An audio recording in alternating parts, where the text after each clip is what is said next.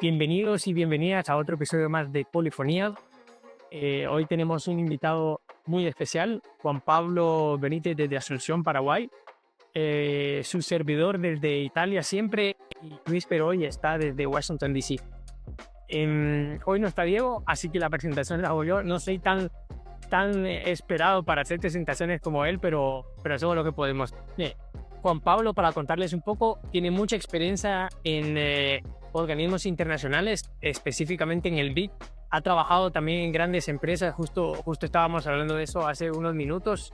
Eh, pero bueno, para ir conociéndolo más, voy a dejar el episodio y muchísimas gracias, Juan Pablo, bienvenido. Así dice Luis. Y te paso la palabra, Luis, porque tenías una buena pregunta ahí para comentar. Gracias, Juan Pablo. Gracias, Huicho.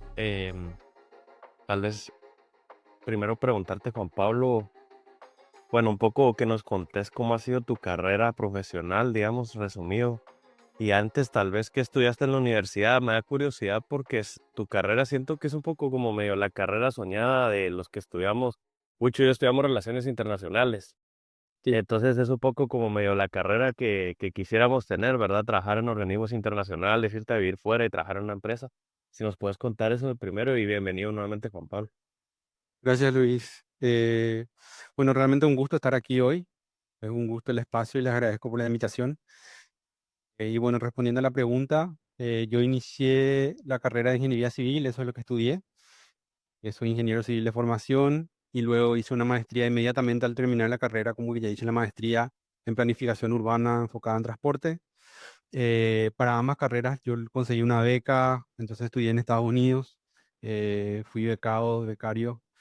eh, Y siempre supe que me interesaban las estructuras, me interesaba la parte, digamos, civil, pero más que eso me interesaba entender cómo los proyectos podían impactar en la vida de las comunidades. O sea, siempre fue con esa parte más altruista que me llamó la atención y que me atraía, ¿verdad? Inclusive en la secundaria trabajaba en los asentamientos, estuve como voluntario de comedores, estuve como voluntario en la organización Techo, que trabajaba con viviendas de emergencia en los asentamientos.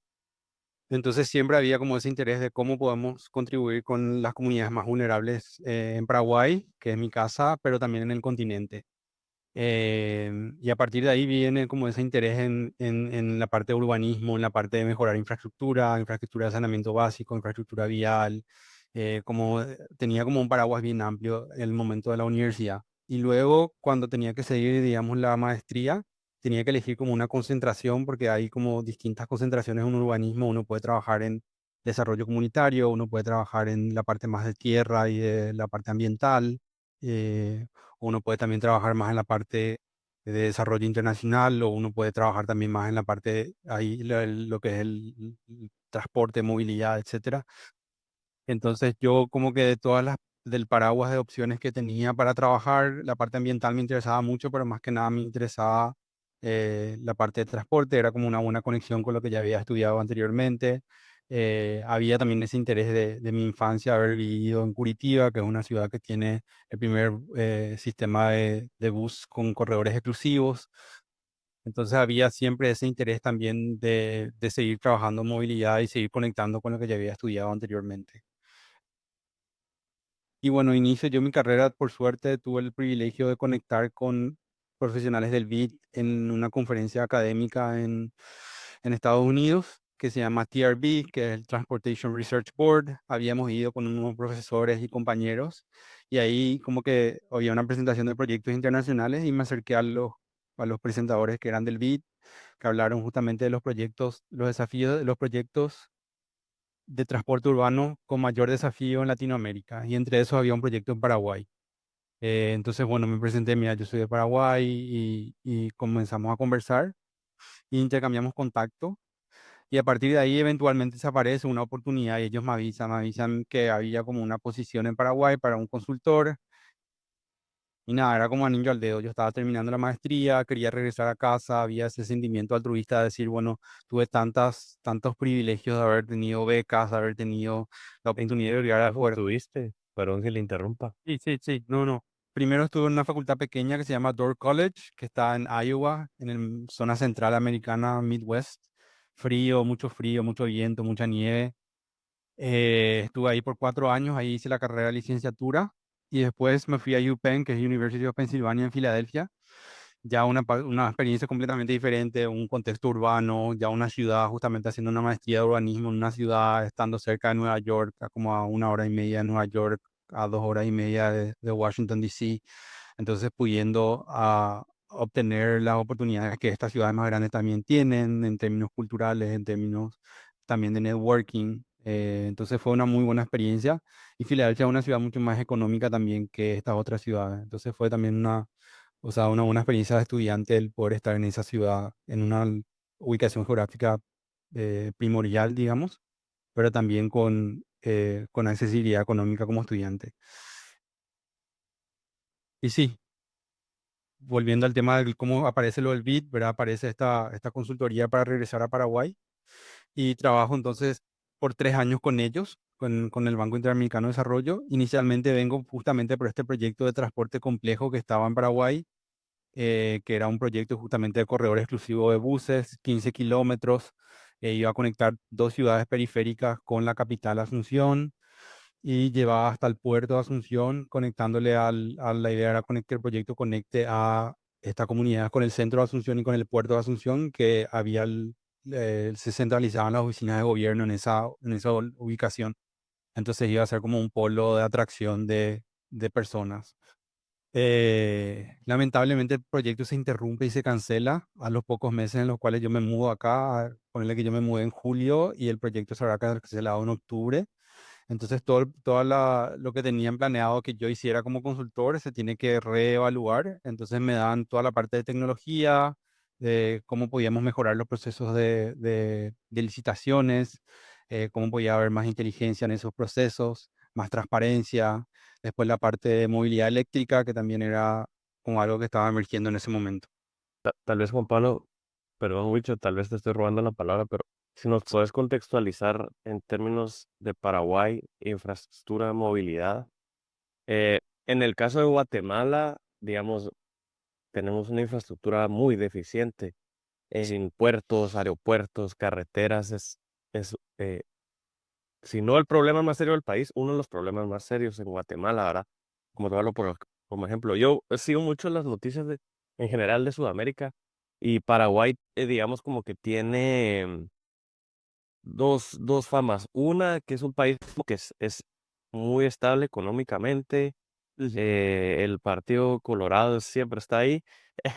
Entonces, como hicieron esa estabilidad económica, pero también, por lo menos como se ve desde fuera, es un Mm. país amigable con la inversión extranjera. Asunción parecía que tuviera un boom inmobiliario, pero al mismo tiempo existe como esa creencia como que en Paraguay, como que igual que en Guatemala un poquito, yo creo que son países muy similares, como que en muchos sentidos como que no hay mucha ley, como que no hay como que el Estado no tiene control de muchas cosas. O tal vez si nos contextualizas un poco para los que no viven en Paraguay, ¿cómo es Paraguay en términos de infraestructura en general, verdad? Sí.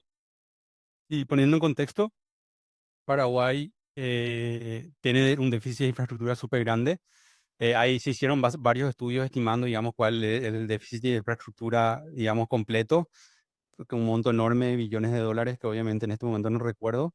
Pero si hablamos en concreto, creo que hay de repente algunos desafíos claves en términos de infraestructura. Uno es la infraestructura vial, que solamente el 13% de la red vial está pavimentada. Eso en comparación con un país de la región como Chile, por ejemplo, que tiene el 26% de la red vial pavimentada. Eh, Creo que Panamá también está cerca de los veintitantos. Obviamente que la red vial de Panamá es mucho más pequeña, ¿verdad? Un país como Paraguay con mucho más extenso. Después también Argentina creo que tiene el 14 o el 15% de la red vial pavimentada, o sea, apenas un poco más que Paraguay. Pero realmente eso implica en que hay poca accesibilidad en las zonas rurales, y poca conectividad a oportunidades de trabajo, a oportunidades de movilidad de servicios, de bienes, etcétera. Entonces tenemos un déficit en términos de pavimentación que tienen que hacerse las inversiones. Tenemos un déficit infraestructura sanitaria, realmente, inclusive en la capital, el tema de desagües, cloacas, etcétera, muy pobre. también tenemos que mejorar eso. En términos de conectividad aeroportuaria, tenemos un solo aeropuerto internacional, que es el Silvio Pettirossi, que está en la capital Asunción. Tenemos pocos vuelos. Realmente tenemos una conexión a España directa y luego no tenemos ninguna conexión a Estados Unidos. Tenemos conexiones regionales a Santiago, São Paulo, Buenos Aires y Bogotá. Y luego, en términos de la mayor parte, digamos, de la exportación, el 86% de la importación y exportación de bienes y servicios de Paraguay, de bienes, perdón, ocurre a través de la hidrovía Paraguay-Paraná, que es la conexión de los ríos que conectan a Brasil, Paraguay, Uruguay, parte de Bolivia, también Argentina. Entonces, esta es, digamos, como nuestra conexión, ya que no tenemos mar, ¿verdad? Somos un país mediterráneo y nuestra conexión es en la hidrovía. Y el mayor problema que tenemos con la hidrovía es las sequías que tenemos, que terminan haciendo que ciertos tramos sean inviables, digamos, por cierto periodo. Entonces ocurre, digamos, interrupciones, digamos, al paso de la hidrovía. Entonces hay que hacer dragado, etcétera, y hay que hacer esas inversiones de mantenimiento constante para asegurar la viabilidad permanente de la hidrovía.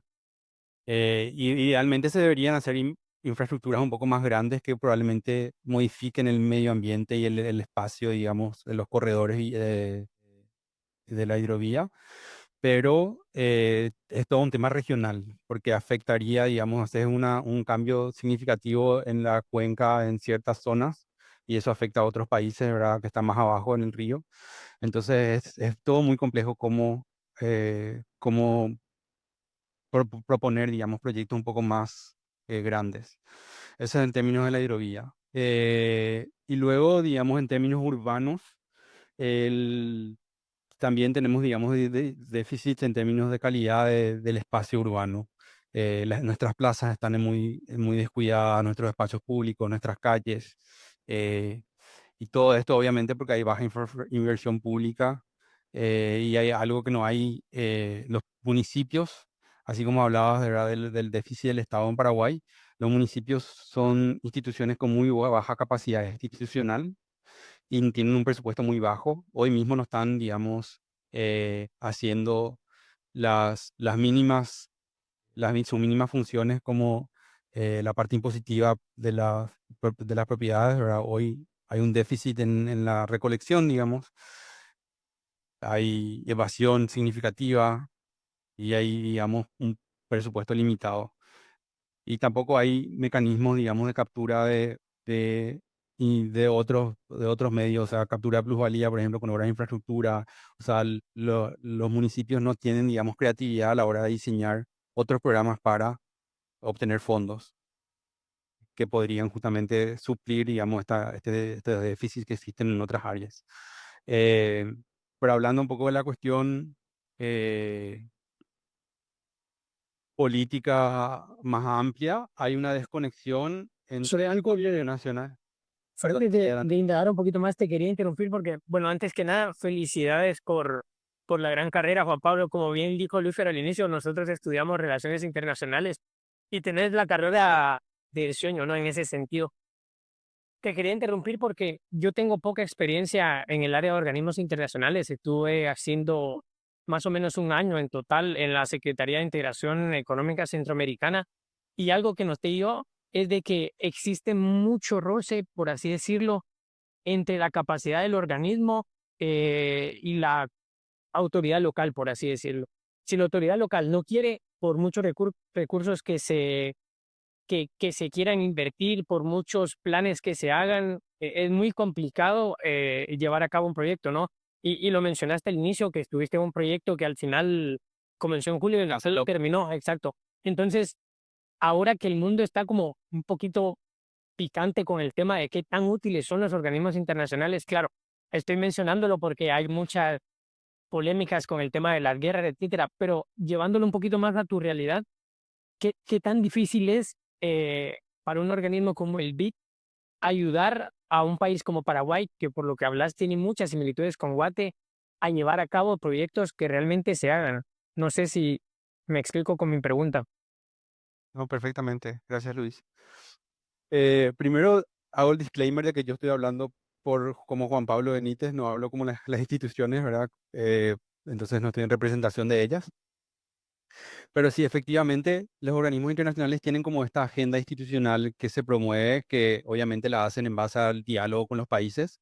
O sea, realmente hay como planes de a 5 años que se hacen como justamente en el periodo paralelo al periodo de gobierno de un país y se tratan de establecer cuáles son las líneas específicas de acción que se van a perseguir durante ese periodo. Y eso se hacen con procesos consultivos, pero también con un análisis y un estudio de la realidad macroeconómica, microeconómica, del contexto país, los desafíos sociales más grandes que hay, los desafíos infraestructurales más grandes que hay, y trata de plantearse esta agenda que muchas veces tampoco va necesariamente exactamente en línea con lo que un nuevo gobierno tiene. Muchas veces un nuevo gobierno viene sin un plan, inicia sin una agenda tan específica y tienen, digamos, como agendas más pequeñas y no algo tan estructurado. Entonces, hay obviamente un desafío en cómo se alinean capaz estos proyectos con la agenda local que recién está, digamos, probablemente empezando un nuevo gobierno y está tratando de definir qué hacer. eh, y afecta, obviamente, porque causan retrasos. O sea, se inicia un periodo y hay, digamos, ideas de un proyecto que se trabaja a nivel agencia pequeña, no agencia grande. O sea, se trabaja, digamos, con con la agencia de transporte o la agencia de obras e infraestructura y obviamente eso no se trabaja, digamos, con el Ministerio de Economía. Entonces hay como un proyecto que se diseña a nivel agencia, pero eso tiene que elevarse, digamos, a niveles de gobierno más elevados y pasar por toda la parte política de aprobación, toda la parte burocrática, toda la parte de los estudios económicos que se tienen que doble validar, ¿verdad? Entonces hay como un proceso en el cual eventualmente eso llega, el proyecto llega a las esferas más altas y después está el periodo de aprobación, porque una vez probablemente se apruebe primero o sea, normalmente lo que ocurre es que un proyecto de financiamiento se aprueba ahí primeramente en el directorio del banco o de la multilateral que sea en cuestión, y luego eso eventualmente pasa al país para ser aprobado probablemente por el Congreso ¿verdad? Porque son los que aprueban, digamos, el proyecto de ley. Normalmente tiene que pasar por Congreso y imagínate pasar por Congreso toma más tiempo aún. Entonces un proyecto muchas veces pasan muchísimos años desde su concepción hasta que eventualmente se apruebe, ¿verdad? Y el proyecto que yo les mencionaba, por ejemplo, justamente ya fue un proyecto que se demoró muchísimo en Congreso hasta que eventualmente fue aprobado, luego fue aprobado, las obras empezaron, pasaron unos cuantos años de obra, poner que 1 año y medio, 2 años de obra, hasta que eventualmente se cancela y se interrumpe, ¿verdad? O sea, yo me había sumado, digamos, en julio al proyecto, terminó en octubre, pero el proyecto ya había empezado anteriormente. Y eso justamente era un proyecto de los más complejos porque ya hubo mucha oposición al proyecto antes inclusive de que empezara. Imagínate la oposición que recibe cuando empieza ahora, interrumpe una vía principal y bloquea, digamos, el comercio, la movilidad de varias personas, el transporte tiene que redirigirse para otras calles. Entonces ahí comienza la afectación real, ¿verdad? Primero era solamente una idea que era compleja y que varias personas cuestionaban si es que era la mejor solución de movilidad para la ciudad, ¿verdad? Porque siempre hay gente que dice, ay, mejor hacemos un metro, mejor hacemos una inversión más alta o proponemos, hay distintas propuestas. Siempre en un proyecto de movilidad hay distintas alternativas y hay distintos proponentes. Y entonces en este caso se demoró mucho en aprobar por la oposición que había respecto al proyecto y luego empezó el desafío de las obras y la infraestructura y obviamente el proyecto termina muriendo por baja popularidad y por las afectaciones que tenía la comunidad. Eh, pero sí, yendo de vuelta a la cuestión, digamos, política, es muy difícil muchas veces alinear a tantos actores políticos en pos de un proyecto y asegurar su continuidad. Inclusive previa a la hora de diseñar el proyecto es difícil y mucho más difícil aún durante la ejecución del proyecto. Tal vez ahí, si nos puedes ubicar como en una línea del tiempo, Sí, en orden, en dónde es que has estado. Sé que estuviste en el programa de ambiente de Naciones Unidas, se me va ahora en español el nombre, PENUMA, y justo hablábamos fuera de cámaras que está la oficina en Panamá. exacto. Si nos puedes ubicar así, digamos, estuve aquí, aquí, acá, y así llegué a PENUMA. Y yo iba a hacer la misma pregunta que hizo Wicho, la iba a hacer yo. Se me leyó en la mente, digamos, el tema de Naciones Unidas, ¿verdad? Te estoy haciendo como varias preguntas en una sola. Sí, Em, no solo en Estados Unidos, sino en general de cierto espectro ideológico, si querés verlo así. hay un cuestionamiento muy fuerte a la existencia en general del sistema de Naciones Unidas. Nosotros teníamos un profesor que decía, miren, la ONU no sirve para nada, eso hay que cerrarlo. Y yo he trabajado muchas cosas con Naciones Unidas y aún así a veces me cuestiono realmente la ONU sirve para algo. Un poco así, una pregunta así retadora, ¿verdad? O sea, para mí sí. ¿Qué tanto? Eso es lo que se puede cuestionar, ¿verdad? ¿Qué tanto sirve o no? Pero tal vez contarnos en tu experiencia, ¿por qué es importante que exista PENUMA, por ejemplo, en tu caso específico, ¿verdad? ¿Para qué sirve? ¿Por qué es lo que aportan esos organismos a la sociedad, ¿verdad? Claro, perfecto. Gracias, Luis. Yo creo que es súper importante hablar, digamos, en términos de, o sea, es súper importante esta reflexión de ver, digamos, la efectividad de los organismos que creamos, ¿verdad? En un contexto de posguerra y que, digamos, se crean en ese contexto y que a partir de ahí, digamos, los mantenemos y vamos agregando distintas agendas dentro de ello, ¿verdad? Se va conformando, como así mismo mencionamos, esta organización que se llama Programa de Naciones Unidas para el Medio Ambiente. O sea, el fin es justamente la protección de la biodiversidad, ¿verdad? El tema del cambio climático. Entonces, digamos, digamos, ya más amplio el paraguas. Eh, y, digamos, voy a empezar primero con mi primera pregunta, cómo yo llegué a Penuma, y luego respondo la pregunta más amplia. Pero bueno, yo termino la universidad en el 2018, la maestría. Del 2018 a 2021 yo trabajo con el Banco Interamericano de Desarrollo. Estuve 3 años como consultor interno, como algo que se llama CNS, que uno trabaja en la oficina, tiene un correo institucional, es como, digamos, prácticamente parte del staff, pero no es staff. Estuve 3 años ahí, luego estuve como consultor en Penuma a partir de 2021, y estuve 2 años y más o menos, estuve hasta 2023, eh, y estuve trabajando en un proyecto de movilidad eléctrica regional que tenía 14 países de Centroamérica y Sudamérica. Bueno, Norteamérica también, le teníamos a México también. Y bueno, respondiendo ahora a la pregunta más grande, yo creo que es súper importante el rol de esta institución. Eh, digamos, nosotros, el de Penuma, digamos, trabaja me viene la palabra en portugués, en parcería, pero trabaja, digamos, Alianzas. en alianza, exacto, en alianza, digamos, con un UNCC, ¿verdad? Que es la parte de cambio climático. Y son, digamos, los que definen la agenda. Creo que ahora en un contexto en el cual viene la COP30 en unos meses, es súper importante reflexionar el rol que esto tiene, y más todavía para el sur global, en el cual no solamente estamos, digamos, eh, pidiendo o proponiendo metas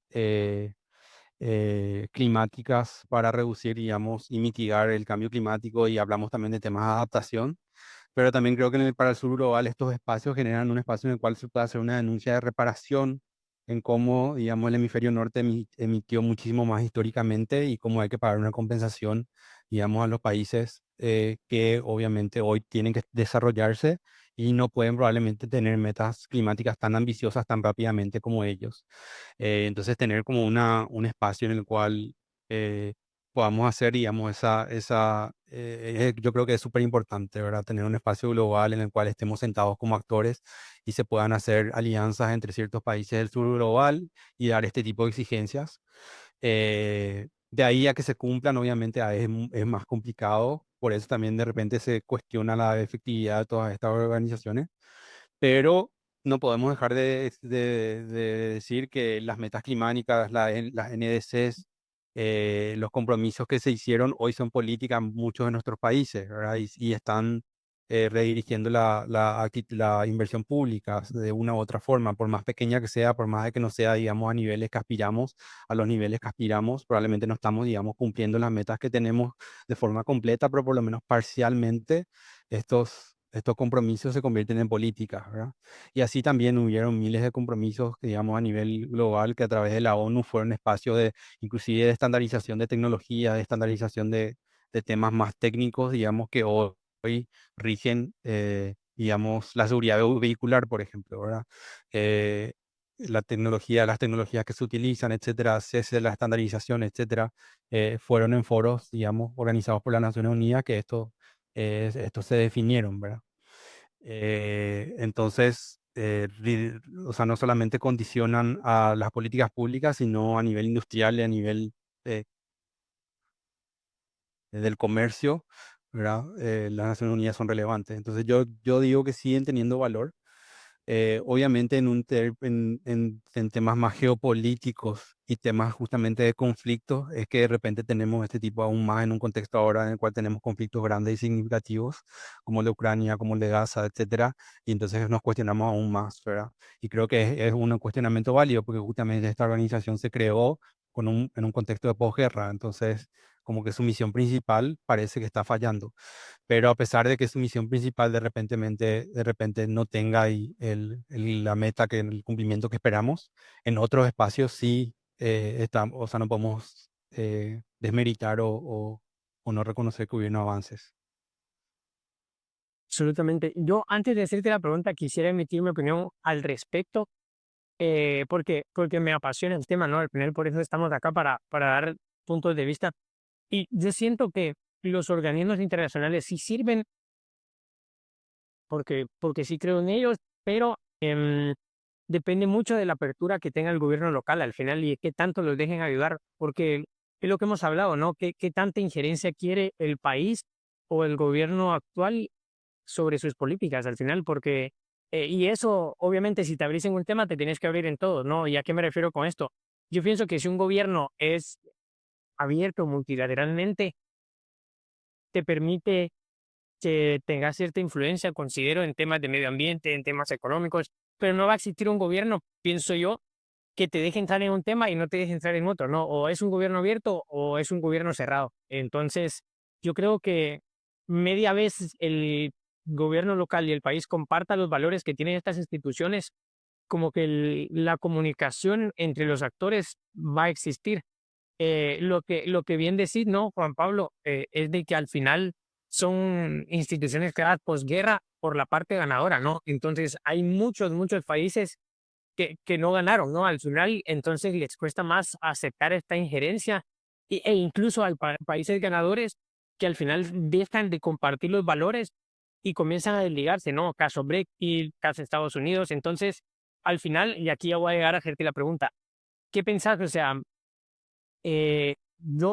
yo pienso, por ejemplo, que tienen que pasar por un proceso de actualización y de reformas grandes, porque al final son organismos muy sólidos y que no hay alguien que los motiva a cambiar, ¿no? La única forma de que cambien es estos grandes choques, ¿no? Que están existiendo ahora. Entonces, ¿qué pensás? ¿Hay alguna forma o existe dentro de estas instituciones una forma de autorreformarse o de reformularse? ¿Hay autocrítica, por así decirlo? No sé si existe o si tocas este tema dentro del BID, por ejemplo, o de estas instituciones, pero sí pienso que es importante, ¿no? ¿Qué pensás?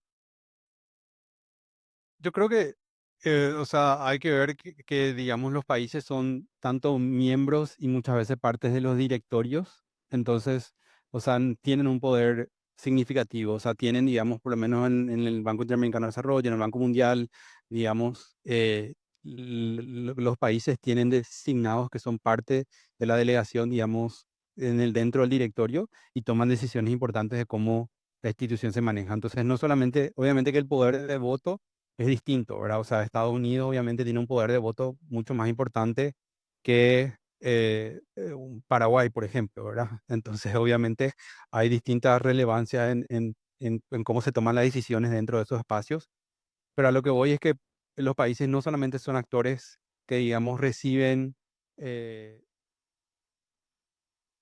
digamos, o sea, no son solamente actores pasivos que reciben de parte de estos países, digamos, eh, sugerencias de temas de política pública, etcétera, además, sino que al final de cuentas ellos también definen la agenda de una u otra forma. Obviamente en menor parte, capaz, como digo, porque los países con mayor poder económico o influencia histórica tienen mayor relevancia a la hora de definir esa agenda, pero de una u otra forma participan de esos espacios. Entonces hay como una doble acción, o sea, en la cual los países están tomando las decisiones y están definiendo la agenda, y en otra parte en la cual están recibiendo capaz la parte top-down, ¿verdad? De cómo llega esa agenda tropicalizada a ese país. Eh, Entonces yo creo que sí hay posibilidades de reforma en la cual es capaz haya como más tropicalización, digamos, de que se tomen de cierta forma más los insumos de parte local a la hora de definir ciertas agendas institucionales en un país. Creo que hay formas en las cuales estos procesos pueden ser capaz más participativos y hacer involucrar más al gobierno local y que sea menos una injerencia o una imposición, ¿verdad? Pero no, o sea, inclusive creo que no son una imposición porque reconozco que los países tienen este poder de veto en una agenda institucional más amplia, digamos. Entonces, o sea, hay como ese doble rol en el cual el país es activo y en el cual el país es un poco más pasivo a la hora de recibir ciertas sugerencias de parte de los países, de los organismos multilaterales. Y yo creo que hay intentos de reforma y yo creo que aún van a existir aún más. No puedo hablar tanto, o sea, ya no estoy más tan cercano a las Naciones Unidas, pero yo creo que hay esos cambios en los cuales institucionalmente tratan de ver cómo mejorar, digamos, las relaciones que tienen con los países. Entonces ocurre lo que ocurre de repente que hay una oficina regional, de que colocan oficinas dentro de la región, tratan de hacer proyectos locales, tratan de ver la forma en la cual están más cercanos, digamos, de los países. Y, eh, y bueno, y creo que es algo que las multilaterales ya se dieron cuenta que es la única forma, que no había forma de, digamos, trabajar directamente desde Washington, sino que había que colocar oficinas en los países, ¿verdad? Entonces hoy el BID, por ejemplo, está en los 26 países, tiene oficinas en cada uno de los países de la región, etcétera. Entonces hay como un acercamiento físico con los países. Pero obviamente yo creo que no es suficiente. Creo que siempre hay posibilidades de mayor reforma, de mayor, digamos, diálogo. eh, Siempre creo que hay formas de eliminar la burocracia, de aumentar, digamos, la forma en la cual se toman las decisiones. eh,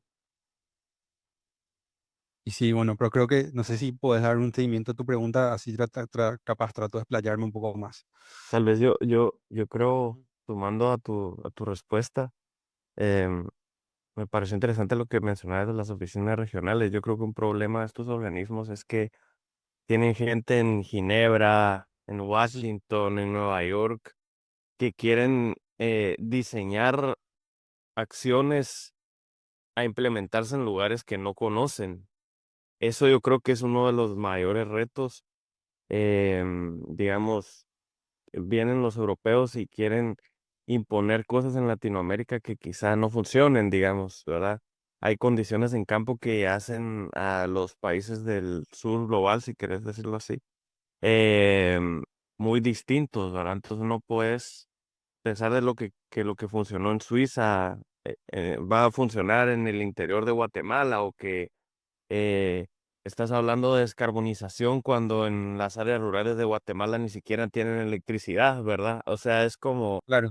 es difícil, eh, ah, digamos, lograr implementar cosas así de esa manera, pero hablando de digamos, yo creo que son organismos que sí tienen valor. Tal vez necesitan alguna reforma, como una actualización, ya que los tiempos han cambiado, como venías diciendo. Y hablando de reformas y de países que se salen y no, en lugar de quedarse a reformar, sé que quiero pasar un poco, sé que viviste en Reino Unido, lo menciono porque digamos, el Reino Unido era parte de la Unión Europea y en lugar Mm. de intentar reformar la Unión Europea, vienen, se salen, en mi opinión, se pegan un tiro en el pie y ahora están viviendo las consecuencias de haberse salido de la Unión Europea, ¿verdad? O sea, creían de que iba a ser, bueno, nos vamos a salir de la Unión Europea y esto va a ser un boom económico, va a ser todo súper libre, van a llover las inversiones de otros lugares, vamos a ser libres de Bruselas, pero realmente no fue así, ¿verdad? Y inclusive demográficamente se argumentaba que la migración la iban a, a controlar y lo que pasó fue que se les descontroló la inmigración, pero no europea. Sí, entonces ahora tienen un problemón. El Reino Unido yo creo que va camino a ser un país musulmán en en unos años, porque se les descontroló la migración bueno, no, India no, pues, pero Pakistán, de África, ¿verdad? Y se les fue de control. la deuda pública descontrolada y un país que era tan, digamos, tan admirado en muchos sentidos, ahora pareciera ser un completo desastre en muchas cosas. Entonces, eh, lo que te quería preguntar es, bueno, ¿cómo hiciste esta transición de organismos multilaterales a Atkins? Que nos contés qué es eso, qué estuviste haciendo ahí, en dónde viviste, ¿verdad? Perfecto. Gracias, Luis. Sí, el gobierno británico con Rishi Sunak quitó una visa especial que se llamaba High Potential Individual Visa, es que sigue vigente y es una visa que si te graduaste de las top 50 o 100 universidades fuera de Reino Unido, puedes ir a trabajar a Inglaterra por 2 años. Entonces te da una visa de trabajo por 2 años que no tenés que gestionar con ninguna empresa ni nada, la gestionas de forma individual. Entonces no es que tenés que recibir un sponsoreo o un sponsorship, uno la gestiona online y es es súper rápido el proceso. O sea, yo recibí, postulé la mía, creo que el 16 de enero de 2023 y ponerle que para el 18, 19 de enero ya estaba aprobada. Fue un proceso súper expeditivo. Eh, y bueno, yo vi la oportunidad de tratar de, o sea, las mayores consultoras de temas de ingeniería y de movilidad y transporte muchas están en Inglaterra. Entonces, cuando estaba en Penuma, yo veía que estaba trabajando mucho ya en políticas públicas, estaba trabajando en estrategias de movilidad eléctrica con los gobiernos. Era toda una parte más de cómo ayudamos a los países a diseñar políticas públicas de descarbonización del sector de transporte. Y como que había varias habilidades técnicas que yo no estaba aprendiendo, que yo estaba dejando de lado y yo quería como ampliar mi rango de habilidades técnicas y entonces dije, bueno, voy a intentar ir a Inglaterra a ver si me sale esta visa. A la par en la cual yo estaba postulando la visa, yo ya estaba postulando a trabajos.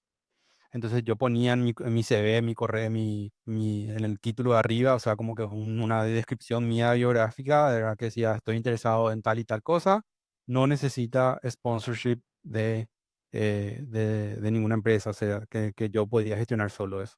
Entonces, es elegible para la visa tal. Entonces yo todos mis CVs como que ya le dejaba a la empresa al entender de que no tenían que hacer ese proceso de pagar para que yo pudiera trabajar.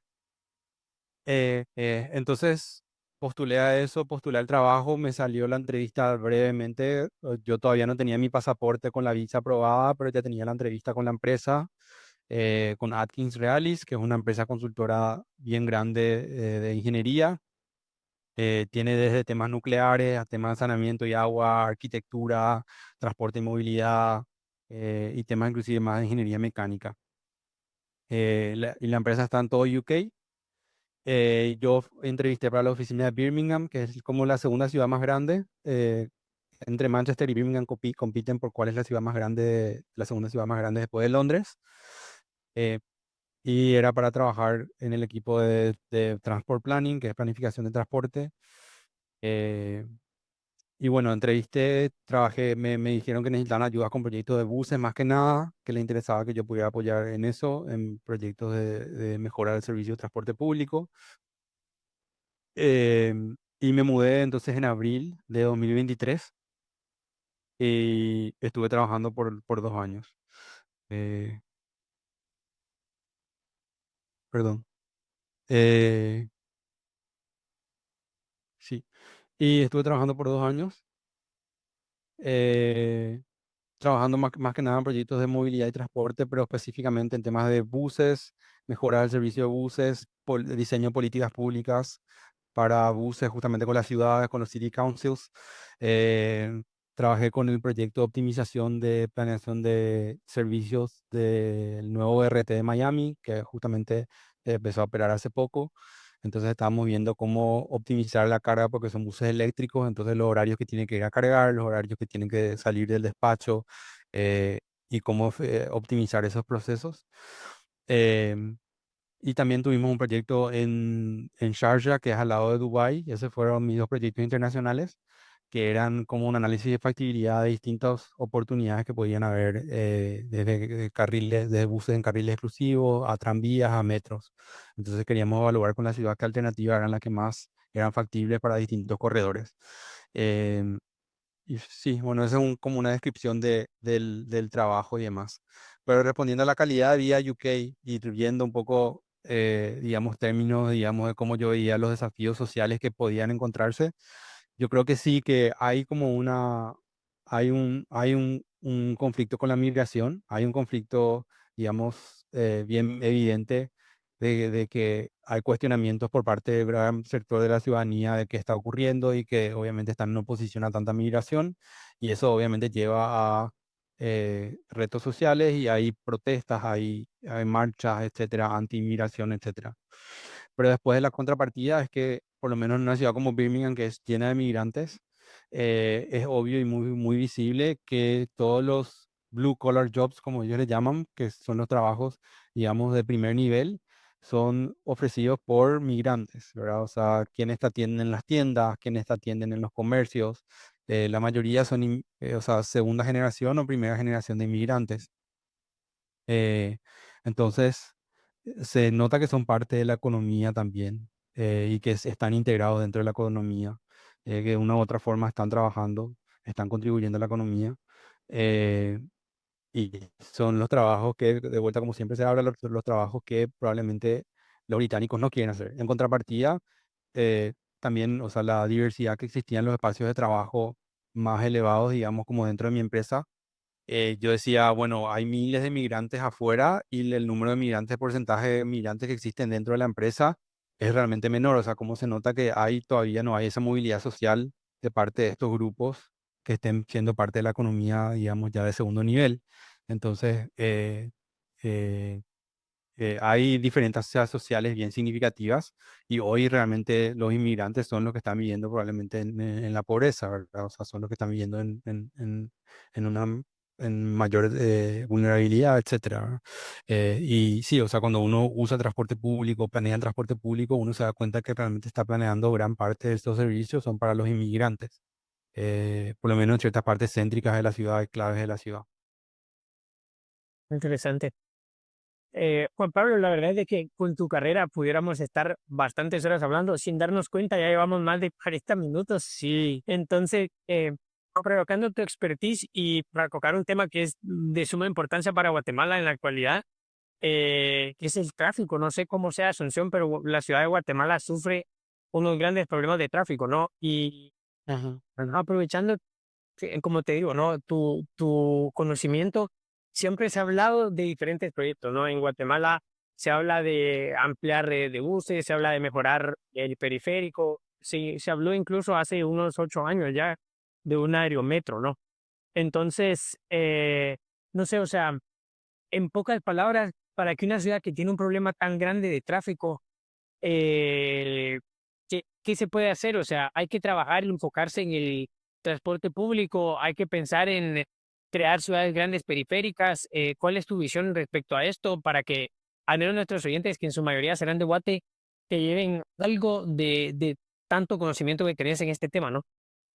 Sí, gracias Luis. Te voy a resumir con tres palabras que es, digamos, de una metodología que se habla mucho de movilidad recientemente que se llama Avoid, Shift, Improve. Evitar, cambiar, mejorar. Evitar es cómo hacemos para evitar los viajes en general. Entonces hoy dependemos del auto porque nuestras ciudades crecieron digamos, sin planificación, se ampliaron con baja densidad y hoy tenemos que percorrer grandes distancias para llegar a nuestro trabajo, a nuestras escuelas, a nuestros servicios, ¿verdad? Entonces, ¿cómo hacemos para evitar esos viajes? Y eso justamente es con mejor planificación urbana. ¿Cómo generamos usos mixtos en los cuales los servicios estén también cerca de los hogares? ¿Cómo hacemos para que haya mayor densidad, que en vez de seguir creciendo justamente periféricamente, estemos creciendo, digamos, más densamente, más cerca del centro de las ciudades? Entonces, para evitar viajes largos, entonces vas a ver la posibilidad de que, bueno, si es que vivís cerca, puedes tomar un bus por 15 minutos y llegas a donde tenés que llegar, o puedes tomar una bicicleta, o puedes caminar, porque vivís cerca de las opciones de viaje, ¿verdad? Entonces, eso es justamente, primero es avoid, cómo yo genero las condiciones urbanas para que evitar, ¿verdad? Cómo evito un viaje. Shift es cambio modal, entonces si yo genero las condiciones para que la gente pueda cambiar modalmente, entonces va a cambiar, pero si es que yo no genero mejores condiciones, no va a cambiar. Y ahí también vienen las inversiones en transporte público. Entonces cambiar es la segunda inversión en transporte público va a hacer que la gente diga, bueno, tengo un mejor bus, mejor planeado, etcétera. Entonces tengo una mejor red que hace que llegue un corredor exclusivo, que hace que llegue más rápido. Entonces eso me hace cambiar mi elección modal. En vez de irme en moto, voy a irme en el bus. Y después está Improve, que es como yo mejoro aún más, o doy un valor agregado aún mayor a esa red de transporte, a esa red de transporte público. Entonces, por ejemplo, como yo genero buses eléctricos, por ejemplo, en vez de buses a combustión, entonces el viaje es aún más cómodo, es aún mejor.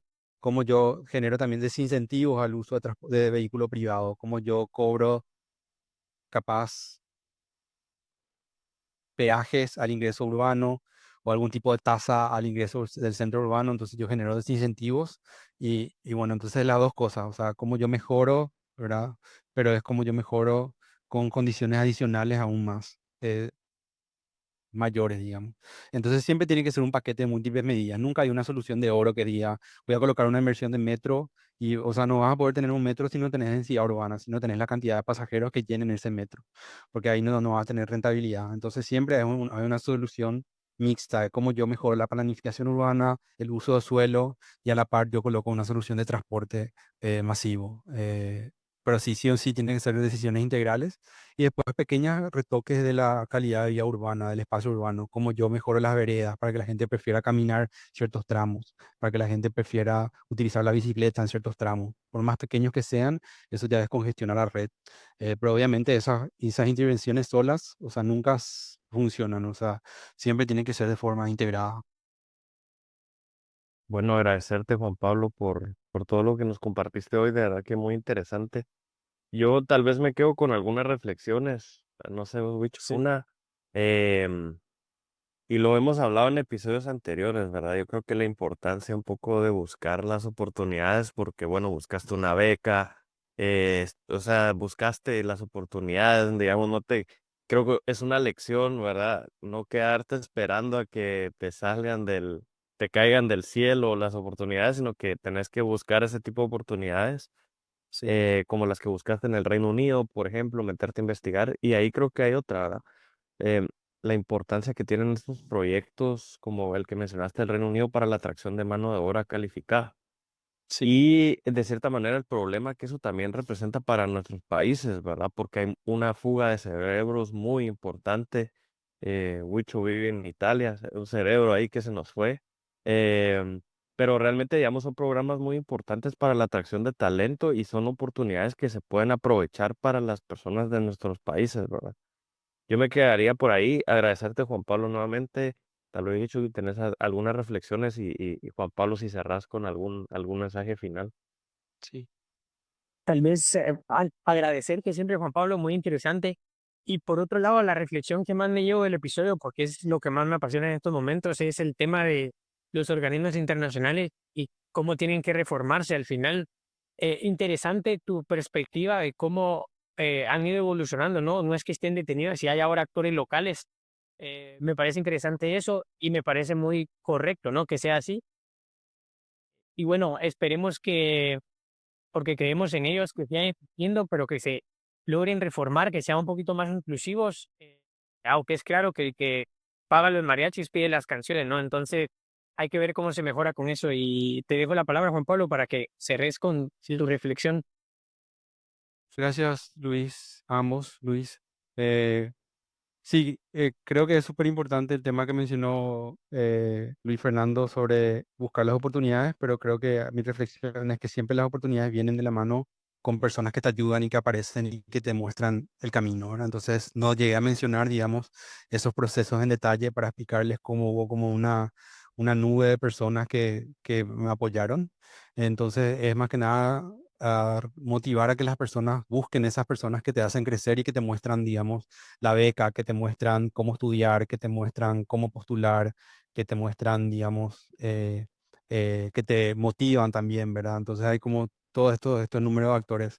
Entonces uno nunca se hace solo y la carrera uno nunca se hace solo. Y todas las oportunidades de trabajo que conseguí también de una u otra forma no fueron procesos fríos de selección en el cual fue solamente enviar un mail, sino que hubo probablemente un networking primero, una conversación primero, una mentoría primero y después, cuando apareció la oportunidad, como que uno ya estaba listo porque ya había conversado con alguien que trabajó en esa entidad, que ya había conocido la entidad. Entonces, nada más eso, ¿verdad? De buscar esos actores que nos ayudan a ir para arriba. Muchísimas gracias. A los oyentes, que le den like, que se suscriban y nos vemos en un próximo episodio.